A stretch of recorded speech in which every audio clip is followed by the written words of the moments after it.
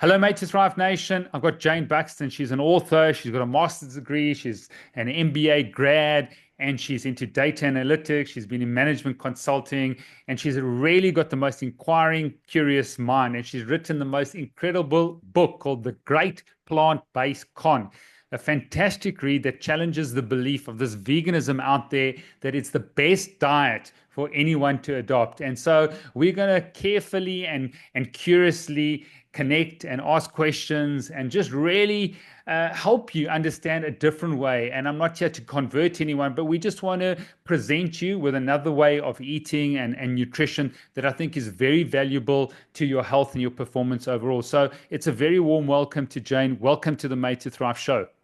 Thank you very much for having me. Oh, what a privilege. And just tell us, this idea of veganism has been like touted as the healthiest diet for your body and for your own health and performance, but also for the planet. Now, where did this idea come from and originate from? Well, I mean, we've always had the idea of vegetarianism. They've been around forever and still are in many countries the dominant culture. Veganism was a lesser known kind of dietary belief, but I believe it gained traction really when we started to marry up animal welfare concerns with climate change concerns. So after around 2010, veganism started to get more traction because of the climate change issue. And then once we hit 2019 and the word net zero started to be used, and targets were being set and countries were all talking about this, veganism just seemed to be the solution, and therefore it got a lot more traction. And so we started to hear about it more. We had things like Veganuary, which I don't know if you have that in South Africa, but certainly we have it here, where people are encouraged to go vegan for 1 month every January. And we had all the rush forward of lots of plant-based and alternative protein companies. And so it really, once you started to see companies get involved, that's when the noise got even louder. So I think that it's been a long time coming, and suddenly it hit us with a lot of force. I have to say, and I may be going on a bit too long for your first question, but since I wrote the book I started writing the book 5 years ago, and even since I would say 18 months ago, the debate has changed yet again. So I find that now veganism as an idea, as a philosophy, has fallen a little bit out of the popular debate. I don't hear much about Veganuary this past year, for instance. I don't see so many posters around on the tube. So it's fallen away from the popular debate, and there are a couple of reasons for that. But it still remains entrenched as an idea in policymakers' kind of back pockets. It's still something that they're thinking about as a way that they can start to address their net zero targets. But who's benefiting, if you think about it, to sort of propagate veganism and even vegetarianism and to stay away from meat?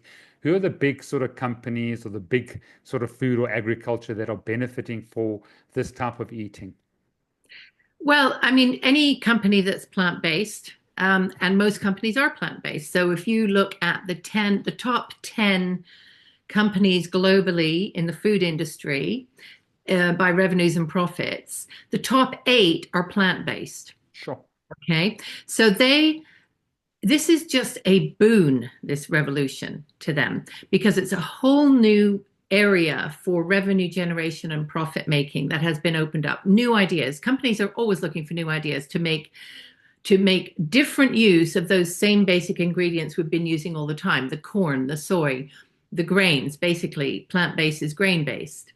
And this has just been great. You know, if they can now make fake eggs and plant-based burgers and fake cream using chemicals in a factory and different chemical type ingredients, that's even better. You know, it's cheaper.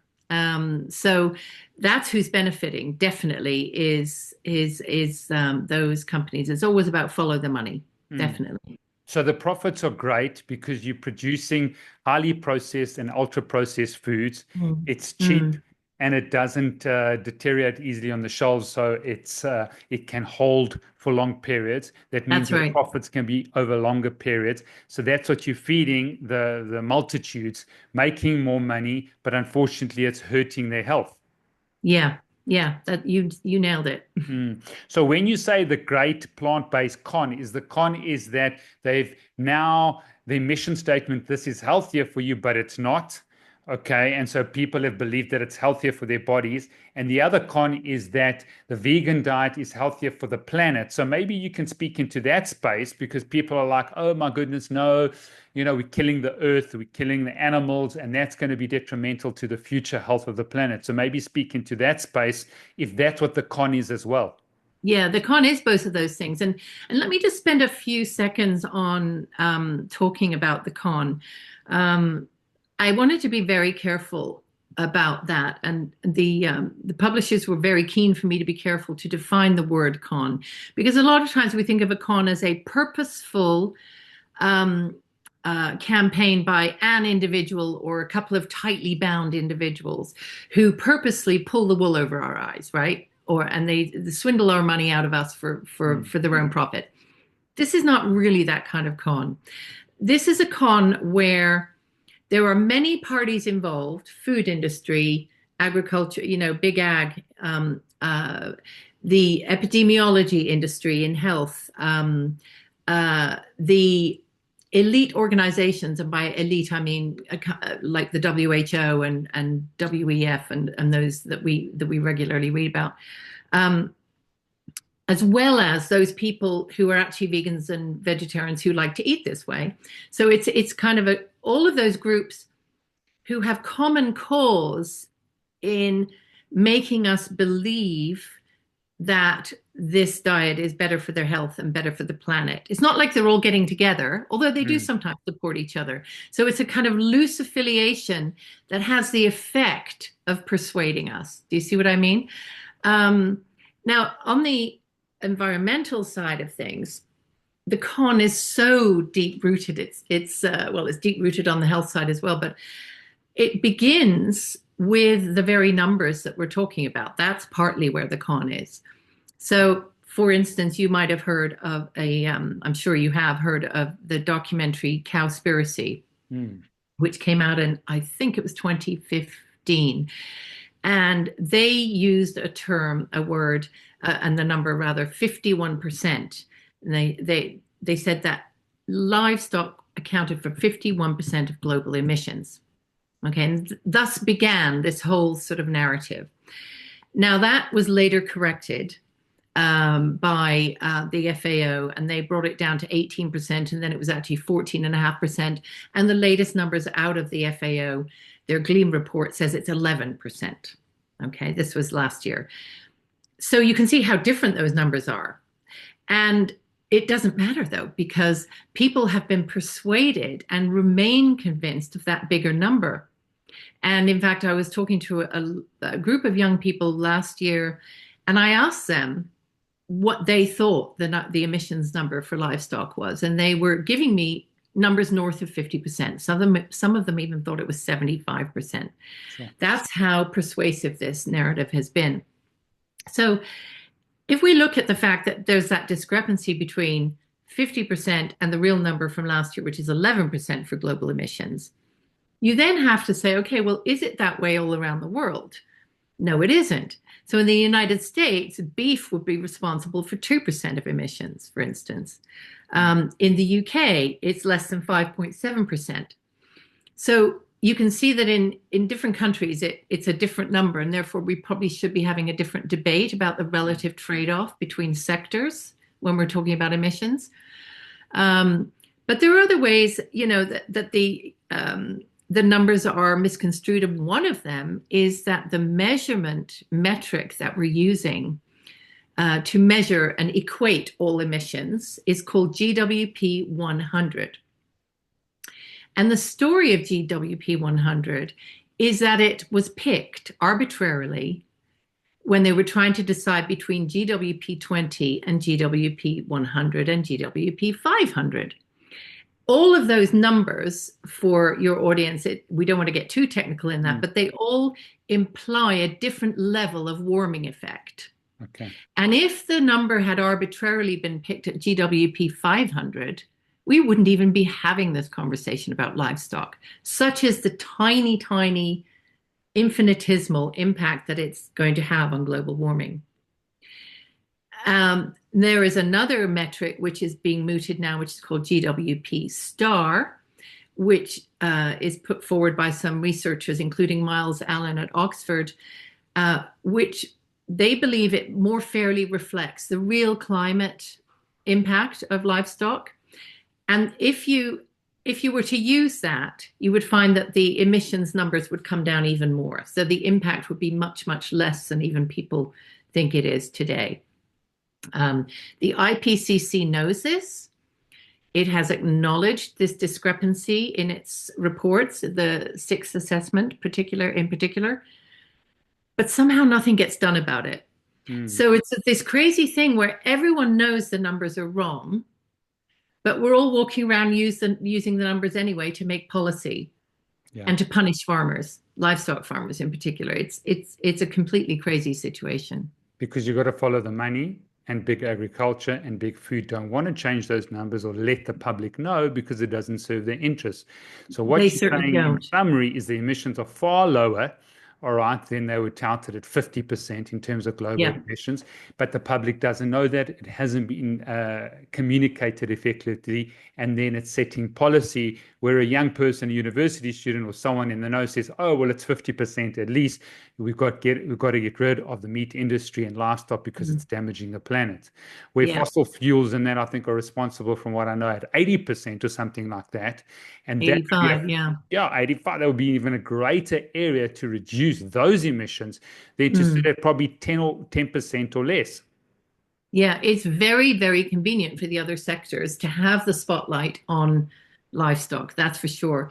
The very, very sad thing about it, though, is it's not just an accounting game. It's not just either a punishment game. It will impact our ability to do real things to help the environment. So, if you're not pulling the right lever, you're not going to have an impact, are you? You can pretend you are on paper, but it's not actually going to have an impact. So that's the really dangerous thing. But I think there are other aspects of the con when it comes to livestock, though, which is we've been led to believe that it's wholly bad. We have not really been told the story of how livestock are necessary and beneficial to a mixed farming system in order to make crop-based agriculture actually work. Without animals, we need to use fertilizers, pesticides, all kinds of chemical inputs, which is what's depleting our soil. We get a constant depletion so that the carbon content of the soil is diminished over time. Topsoil is diminished. This is at its most extreme when you have crops like pulses. You can only grow them once every 7 years in the same soil because of the depletion effect and the pesticide effect. So without animals on the land to put back the nutrients and to graze on, say, cover crops, which are grown in between the real crop, the food-based crops, you're having an immense amount of environmental harm there. And when you don't have good soil and you don't have input-free crop agriculture, what you end up is depleting biodiversity as well, because you don't have the right insects that feed the birds. You don't have the other small animals which are on the land. You don't have the worms, which also feed the birds and the insects. So it's a whole cycle, a natural cycle that we miss if we don't keep animals inside of it. Exactly. We're destroying the earth far more by doing these industrial crop complexes. I had Joel Salatin and Zach Bush on the podcast, just showing how important regenerative agriculture is and what Joel's done and how he's trying to change, the landscape, the farming landscape, coming against a big resistance in the US and even South Africa. South Africa is the #1 user per capita of glyphosate in the world. So we've got significant issues here, even ahead of the US. But I think there is hopefully some momentum with RFK Jr. now coming into a little bit more power. Mm. Hopefully sticks around. I think it's going to be a difficult, process to work out. But there is more hope than I think that people are now seeing with regards to those industries. So I hope your work takes off as well. And we'll really promote the book. But let's go to this thing of animals, because there's a lot of vegans, and I'm not here to convince anyone, Mhm. oh, you're slaughtering. And the industrial way of, slaughtering animals does need to change, because I think there are some significant issues with procedures and policies and that. Tell us about the 7 billion animals that are getting taken out by plants or crops of plants that are planted, and how actually you change the animal diversity across the board by planting crops and not using regenerative agricultural practices. Yeah, yeah. Well, you said it. I mean, they're not only um, it's not only the small animals, the 7 billion. That number is not familiar to me, but I'm sure it comes from Mm, a study that you've read. I mean, the latest study that I have become aware of is that there are probably 25 times more sentient beings which are destroyed to produce a gram or a kilo rather of crop-based protein, so plant-based protein, than would be destroyed to produce a kilo of animal protein. So whether it's 7 billion animals, whether it's 20 billion, whether it's that 25 times number, you are talking about an extraordinary number of small animals which get killed not just because farmers have to clear the land of those animals in order to protect their crops. They have to spray the land then. They have to spray the crops. But we also are destroying a habitat. So we're killing these animals because we're taking their habitat away. And that would be the case with ducks and rice paddies, for instance. They lose their habitat completely.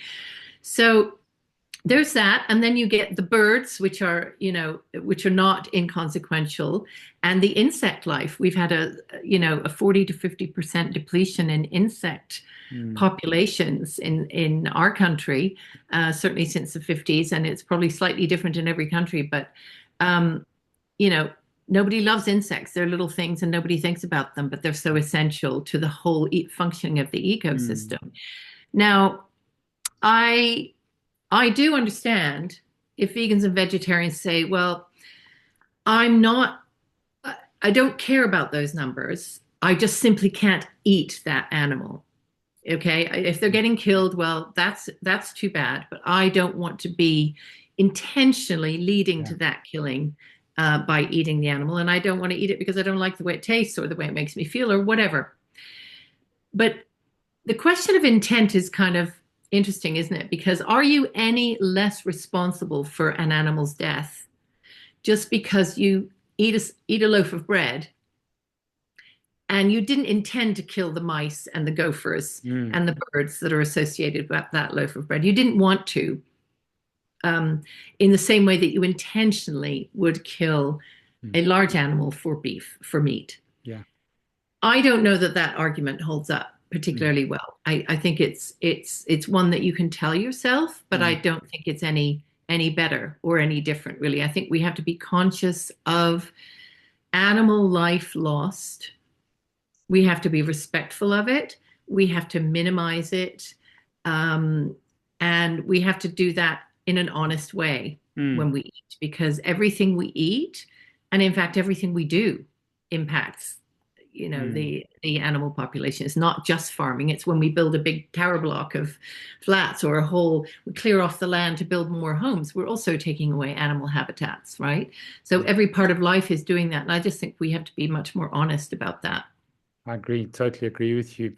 I think the problem is, and probably one of my busiest weeks in the practice and my business mate is Thrive was when Game Changers came out and people still refer to it. And you're saying, oh, look there, look at the studies, look at the Mm. people. We knew it was happening. The world was covering up. Absolutely. Meat's bad for you. It destroys you. Look at the science behind it.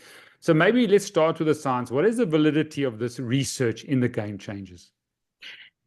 Zero, if I put that very bluntly. Um, I would say there's a fantastic debunk. I'm sure you've seen it Mm, by a nutritionist called Tim Rees. and I bet you've done your own debunks for your Yeah. practice. And he wrote a 3-part analysis of that Game Changers, and he analyzed all of the studies in the film. And what he showed was that there wasn't a single study which actually proved the point that they were saying they were proving. So, yes, there might have been, for instance, there were some studies on the antioxidant qualities of blueberries and fruit.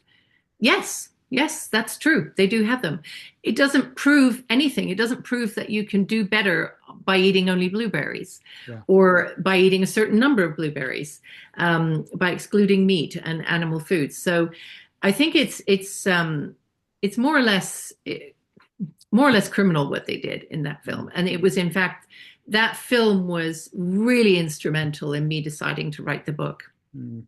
There had been a few things happening previously, earlier on in 2019. There was a thing called the C40 City Initiative. I don't know if you know about that. It was a joining together of some cities around the world to implement a planet-friendly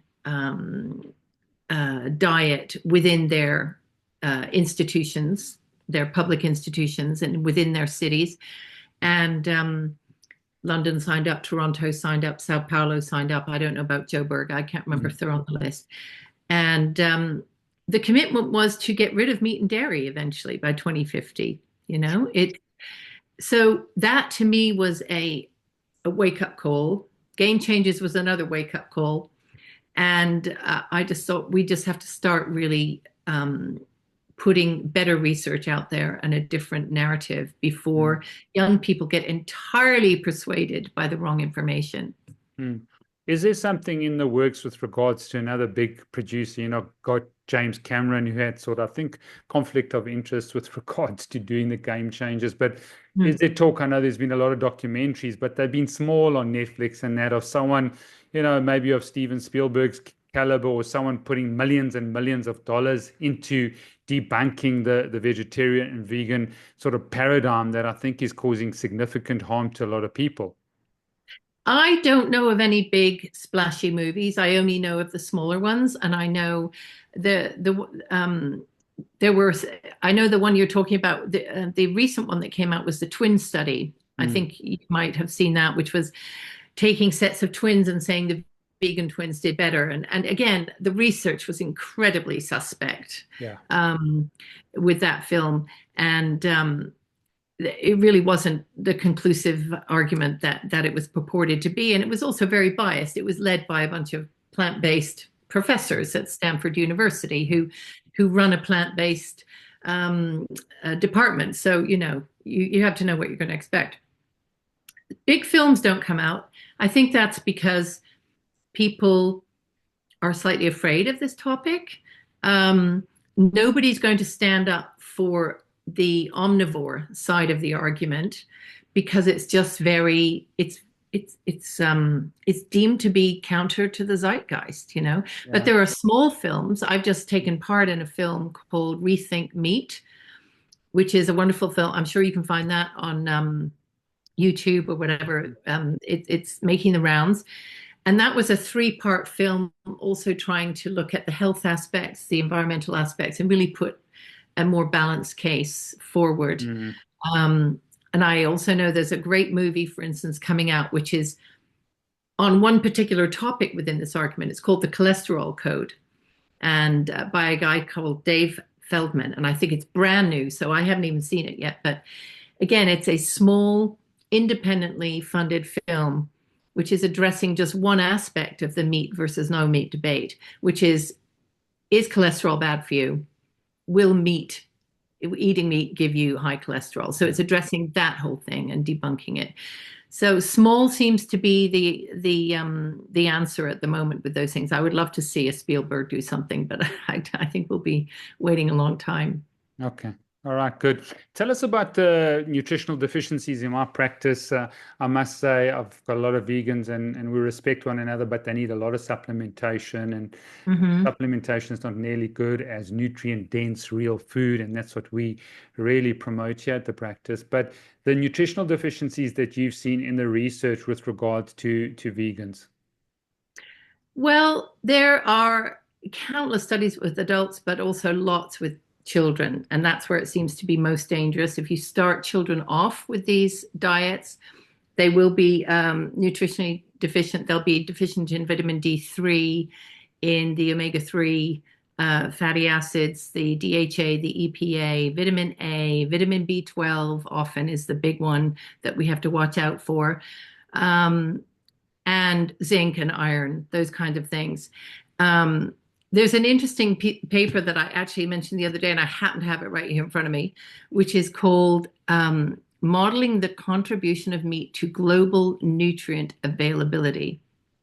And what it shows is that although meat is responsible for just 7% of global food mass, it's responsible for a huge disproportionate amount of the nutrients that we rely on around the world. So 29% of necessary fats. Okay, that's a lot. 21% of our protein, 24% of our vitamin A, 56% of our B12. I think it's 18% of selenium. So there are a number of these nutrients which are being provided by meat. And if we take meat out of that equation, we're going to have an even worse crisis across the board. Vitamin A is one I use to illustrate a lot because people don't realize, they think vitamin A can be obtained from carrots. And you will know that carrots contain something called beta carotene, which is the unconverted vitamin A, and we need to convert it to the form that our bodies can use. Now, conversion isn't great for all of us, but some of us lack, 50% of us don't even have the capability to convert. So can you imagine how is a vegetarian or vegan going to get their vitamin A? They're going to be, by definition, deficient unless they can get it from something like eggs, meat, or liver in particular is a very big source. So the idea that vegetables and fruits are the most nutrient dense foods is just false. It's false. They do contain some good nutrients, of course, and you're going to be able to access a lot of those, a wider variety of nutrients if you have plants and animal foods in your diet. If you rely on only plants, so you will definitely be deficient. And even if you make up for it with these supplements, which, by the way, is not really an option for many parts of the world. Even if you do, you'll find that those supplements don't behave in the body in the exact same way that their original food-based source would behave. Right? That's true. And I think I've seen that in my practice, the B12s, the B, very deficient then. And then a lot of them have MTHFR SNPs, so then they can't convert that folic acid and that cyanocobalamin, so they're taking the wrong supplements, and that causes issues as well. But what I've also seen is doing a lot of dry blood amino acid spot testing is that amino acids in vegans are really low, and they're really the backbone of neurotransmitters, your serotonin and your dopamine. So maybe speak into that, because if you're listening and then you're vegetarian or vegan, the amount that you have to eat is almost unsustainable to get the amino acid profile and diversity that you need. Absolutely. So these amino acids are the protein, you're talking essential amino acids, basically, of which there are 9, which we must eat. We cannot make them. We must eat them. And we must eat them in the right combinations, so the right threshold, in order to convert them to, it's called protein synthesis. Your audience will undoubtedly know that. And if you're lacking one or two, or you're lacking the right amount of one or two, then you won't convert any of it, right? So you'll get severe protein deficiency. And, you can combine plant foods to create a balance of amino acids, but you have to do it very carefully, depending on what you're combining. but you also will find that you're eating a lot more calories and a lot more carbohydrate in order to do so. So if you were to, I cannot recall to the top of my head the exact numbers, but if you're going to eat, say, the amount of protein that you would get in a 4 or 5 ounce steak, and try to get that from the rice and beans combination, which is one that will give you, rice and beans will give you the right combo of amino acids. So what one doesn't have, the other one does have. So you can get that combination. But you literally have to eat about 800 calories worth of these foods all at once. And you have to, and your carb count for that is through the roof. I mean, I think it was 300 grams of carbs that I calculated at one point for that, for the amount that you would have to eat.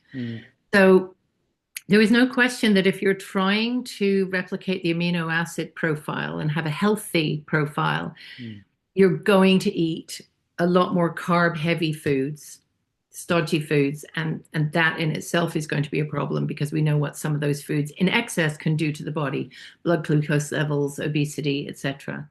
Yeah, so you're trying to get your protein in, but you're getting so many calories, then you're causing an insulin problem. You become type 2 diabetic and you get metabolic syndrome.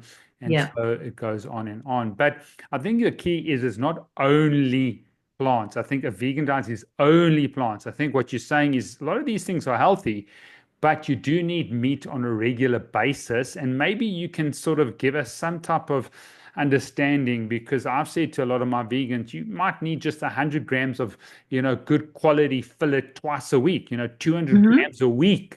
That can give you a lot of amino acids and give you a lot of the things that you can't get easily in the only plant-based. And I think that's the key, is a lot of these plants are healthy, they're good, they provide us with soluble fiber, they really help us with anthocyanins and, polyphenols and all these things. But I think what you're trying to say, it's the only plant-based without having any type of meat and dairy. Is that correct? That's exactly right. And I think the argument that just have a little meat or a little fish or even a little egg alongside your plants, that's good because you're getting that base protein. So you're getting the amount of protein, which is hard to make up in plants. You're also getting the synthesis between the meat and what it allows you to draw out of the plant in terms of its nutrients and its protein. So you will absorb more of the protein from the plants if you're eating it with the meat, right? So they really are very synergistic. And it does mean that some people can probably get away with it once or twice a week. Other people not. I mean, we are also completely different in terms of the level of protein that we need. And of course, official recommendations would be that for every kilo of body weight, you need 0.8 kilos of protein. But there are many people who now suggest that this is insufficient, and insufficient for young people and old people. So maybe if you're in the middle, you're 45 years old, you're well built, you've had a healthy diet all your life, you can get away with it.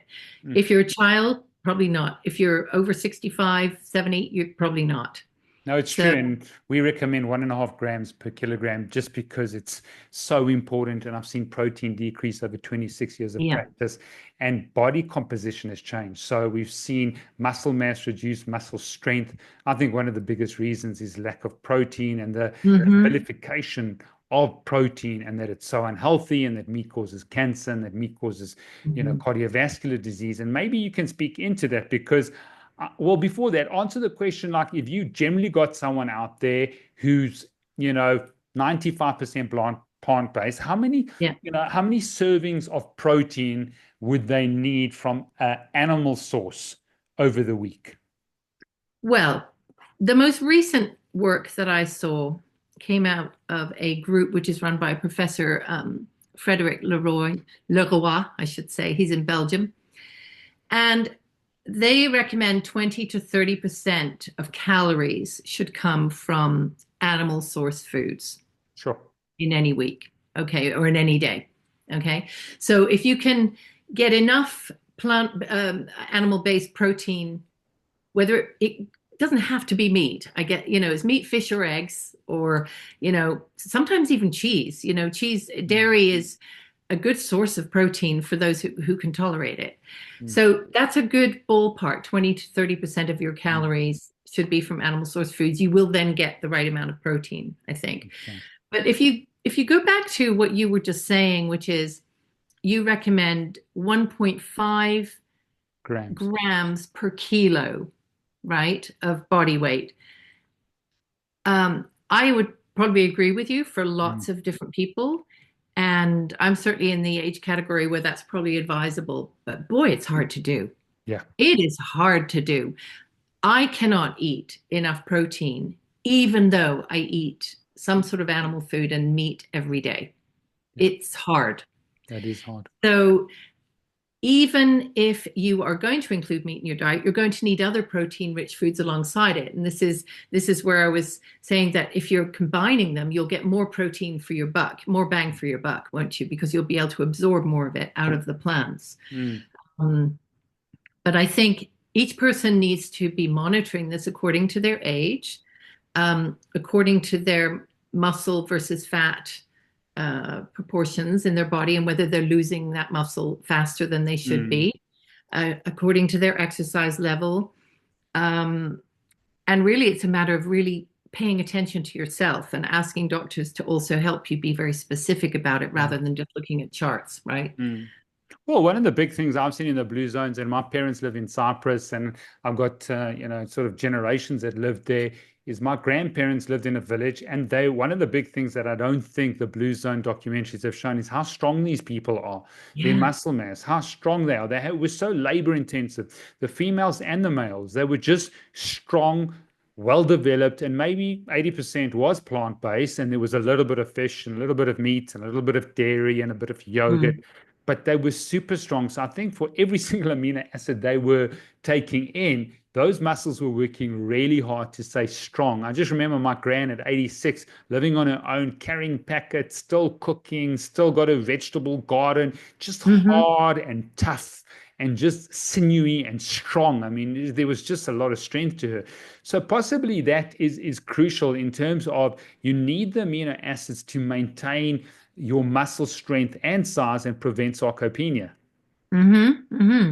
Absolutely. I think I'm glad you mentioned blue zones. It's a really interesting concept. And of course, it's come under fire lately. The Mm. accuracy of the blue zones concept is very much questioned now, both in the sense of, um, when you talk about centarians, were there even any centarians or were the records all false?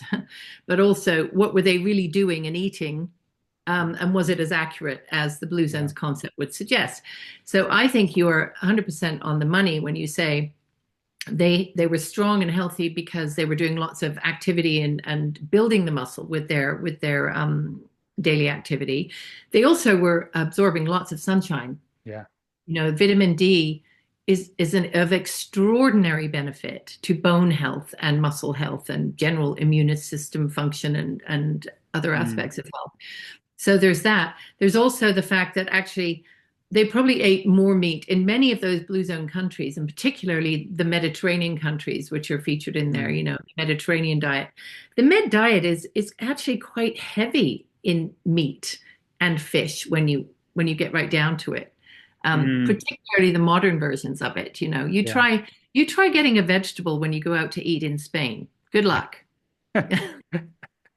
Yeah, look, I think and that's what I love about your mind is you're curious and you're questioning, and I think that's what we need because the narrative out there, and hopefully people have learned from COVID, just what big pharma and big food and big agriculture are saying. I just don't think they have the people's best interest at heart, and they're really more concerned about shareholders and control. So hopefully they'll Absolutely. start questioning these things. But let's move on to how important is it with regards to a plant-based diet, ensuring that you can get the fats as well, because I just see with Mhm. vegans, they just got really nasty omega-6s, seed oils, and with the proteins and the meat, you get incredibly good fats. And I Yeah. think fundamentally important for cognitive performance and cognitive health. And the early onset dementia, we had Dr. Del Bredesen on the show. 49 is the age of early onset dementia in the US. Scary. People just cannot Yeah. come to grips with that. So how important is the fat that comes from animal protein? Absolutely fundamental. And I think you've brought up a really excellent point. Um, Fats are important for lots of things, of course. that we need them to absorb the fat soluble vitamins. We also need that right balance, as you say, between omega-6 and omega-3. And we're very heavy in modern Western diets in the omega-6s. And that causes inflammation. There have been studies that show that it actually creates more of a predilection towards a predisposition towards heart ill health and heart attack as well. So it's really, really important that we balance out those omega-6 plant oils with animal fats. And then when you get to the brain health aspect, the DHA, the EPA are so important, and zinc, and iodine. These come from animal foods, and they are essential for brain function and brain optimal health. There's a fantastic book, and I don't know if you've had her on your podcast yet. It's by Dr. Georgia Ede. Are you familiar with her work? Yes, I am, but I haven't had her on the podcast. If you've got a connection, I'd love to have her on. Yeah, I can definitely introduce you by email. She is just great. And her book just sums that whole thing up about brain health. You cannot have optimal mental health or brain function without animal foods in your diet. Yeah. And she talks very specifically about ketogenic diets as well and their therapeutic basis. And, you know, Georgia Ede is very diplomatic and extremely fair-minded. And so she doesn't say she's an equal opportunity diet choice person, right? So she'll say, as long as you're not getting insulin spikes and as long as you're getting the healthy fats, then you should be able to create ketones, which are healing for the brain and which help the brain to operate at its best. Okay. The caveat from my point of view, reading between the lines, is it's actually very hard to do any of those things if you're not having animal foods. So you can try all you want. It will be very, very hard. Yeah, because you have too many carbohydrates. Even if you use olive oil and you use these things, it's just going to be so carbohydrate heavy.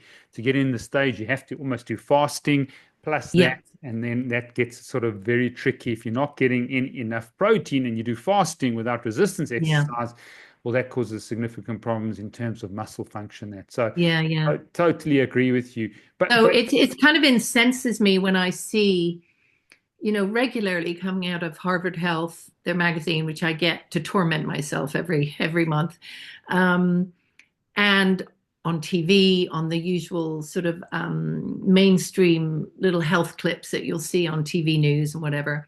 They'll be talking about how do you help protect yourself against Alzheimer's and dementia and make sure you eat a really healthy array of plants and everything. Nobody ever mentions animal foods. It's a crime. Yeah. Because this is the way we can help to stop this terrible deterioration. And the other thing that incenses me is the sponsorship of things like Alzheimer's UK by a company called Cadbury's, which is what we have going on at the moment. Okay. So they've sponsored it to the tune of 200,000 in the UK alone or something. And the ads show an Alzheimer's patient eating a chocolate bar this big. Okay. Almost everyone in the world now knows that sugar is a no-no for Alzheimer's patients and if you want to prevent Alzheimer's. And yet here we have this incredibly corrupt interaction between, you know, a charity and a company. It's no wonder people are confused. It's absolutely no wonder when they see advertisements like that, that they wonder, oh, right, okay, I can still eat chocolate and have a healthy brain. Fine, bring it on. There you go. There's association. I can actually have a chocolate and then I'm an Alzheimer patient. It's not going to hurt me, except it's called type 3 diabetes by someone on the podcast for a reason. But now, hang on, I can have chocolate. So the total antithesis and opposite of, you know, what needs to be done. And I think there lies your next book. I've got a great idea for you. Okay, do, because I'm wondering what to write. Yeah. I've got my pen. What is it? There lies Alzheimer's or... I think that's crucially important. And I think, I see the plethora of cognitive decline at another level. I do a lot of corporate work. I've seen health performance just absolutely plummet like never before. And these are people that are very self-actualized. They educated. I did 2 CEOs. I coached them this morning, because we do a lot of executive coaching. And it's the same narrative from but the doctor said that actually carbohydrates and grains are really good for my brain, and that's going to help me. And I can't absolutely never be hungry, and I can't let my sugar drop. So there's this narrative that's still out there. And I think we need to just challenge that narrative with regards to brain health. And so there lies Jayne's next book. But so Yes. we've spoken about the micronutrients, the macronutrients in terms of, but on the antithesis side, maybe you want to comment on, because I do see a lot of patients and clients that are having too many animal products. And so once again, I always do speak about dose being one of the levers that you can pull. What is your view having too many animal products? Because does that, and meat, we're seeing a high ferritin level for a lot of clients, and that having way too much red meat, and in South Africa, biltong. And so, meat's healthy for you. It doesn't cause heart disease. And then they get the dose wrong, and that can Yeah. cause issues in itself. Well, I don't know what issues you've been seeing. I haven't seen a whole lot. Um, but I'm not a doctor and I'm Yeah. not a health coach, so I won't be seeing patients every day. So I bow to your experience on that. Again, I think it is entirely person specific. It's individual, because I know I'm involved with a carnivore group just Mm. for my own learning, and Yes. we meet up once a week and we talk. I'm not a carnivore, which is a carnivore is somebody obviously who only eats meat or animal foods.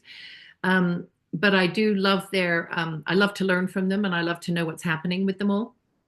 And they have all improved their health by eating only Mm. animal foods. So Yeah. they've cured various conditions, and that might be bipolar disease, huge anxiety, IBS, arthritis, Mm. um, any number of, or obesity, and diabetes. They've got it all under control.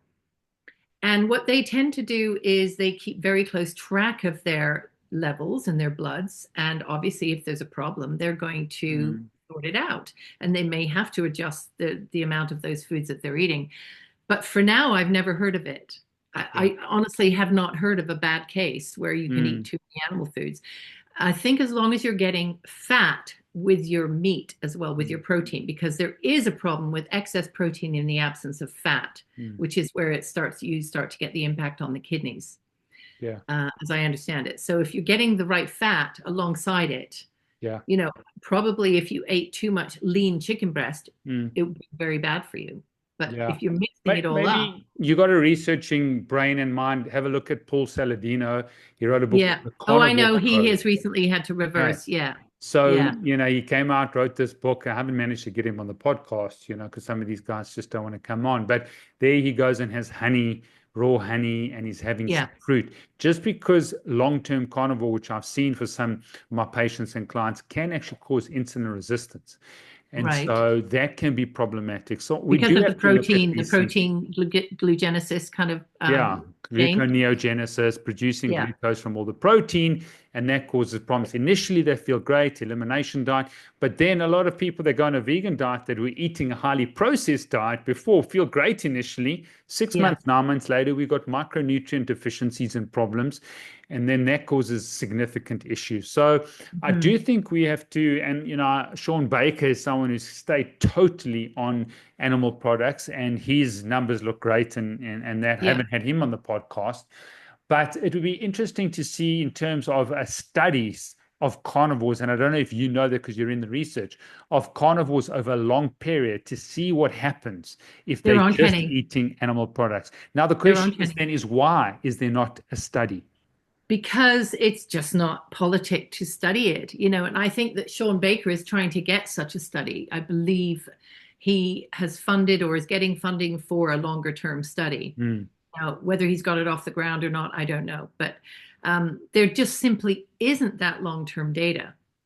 The way we have it for vegans, long term vegans, we do have a bit more data about that. Mm. Um, so for the time being, I think you have to go with these case studies and with regular checks, blood checks, and health checks to make sure that you as an individual are not suffering. But it does make sense to me that, well, let me step back a bit. It depends what you're trying to achieve with a carnivore diet. If you have chronic depression or chronic IBS I said vegan diet a second ago, I meant carnivore diet. If you have those things and you find that you are cured and that your daily health is so much better on a carnivore diet and that you've eradicated your condition, that is your priority, right? So everything else that might be going wrong that you might need to adjust for is secondary to that. And okay, if adding some blueberries in or some honey or, an occasional salad once a week or whatever helps to keep you on track and reverse those disorders that might have arisen, great. But I do think it's highly individual. And there's no question, though, you have to be very aware. You have to constantly watch what your body's doing. Yeah, no, and that's the problem. Something that's good in a small dose, in a big dose, and I always give the example of water. Healthy mineral water is brilliant. If you're drinking based on your weight, 30 mils per kilogram, which is what we say, but then all of a sudden you drink 25 liters in a day, it's going to cause problems. And so I'm reticent with the carnivore diet just over time. What it can do. And I think that's what happened to Paul Saladino. But we're coming to the end of the show. Give a message of hope. There's a lot of despair out there and people are totally confused. And I've seen more what I call dirty vegans who just eat, highly processed foods and lots of breads and processed carbohydrates and refined carbohydrates. But give a message of hope to people listening out there with regards to nutrition in their diets. Well, the message, I guess, of hope is that I do see the tide turning a little bit. Okay. I have seen it as I mentioned to you, it was very bad in 2019 when I decided to write the book. It was pretty intense in 2022 when it came out. And in the past 18 months to 2 years, I have seen a slight shift. And I've seen more people waking up. I've seen more people being willing to listen to new ideas about diet, about saturated fat, about meat. We've also seen this immense push on ultra-processed foods. That's been the buzzword for the past year, right? And many books written about it. And it's now the thing that we are supposed to all be tackling. Governments are supposed to be tackling ultra-processed food. Now, if you're going to tackle ultra-processed food, you're going to be tackling that vegan rubbish that you've just mentioned, right? So that will have to disappear. And in fact, those companies are rapidly disappearing. They're going out of business at the rate of one a week at the moment, those kind of companies. So I think we are seeing a little bit of a return to real food eating, to more balanced animal food, vegetable combinations. The caveat is people are moving in that direction, but our governments. And I don't know if governments are catching on quickly enough. I think they're still stuck in their trap. So can we write to our MPs? Can we petition? Can we march in the street with the farmers? Can we just let governments know that we're not buying that story that they've been trying to sell? Brilliant. Jayne Buxton, thank you for your time, your expertise, your courage to write a book like that. You've got a new place in Joburg to come and stay. Would love to have you over and use my network, and privileged to have you. And you're just someone, I think, who's really just challenging mindsets. I think there are many books in you still, so we need you to stay healthy and stay strong and write many books.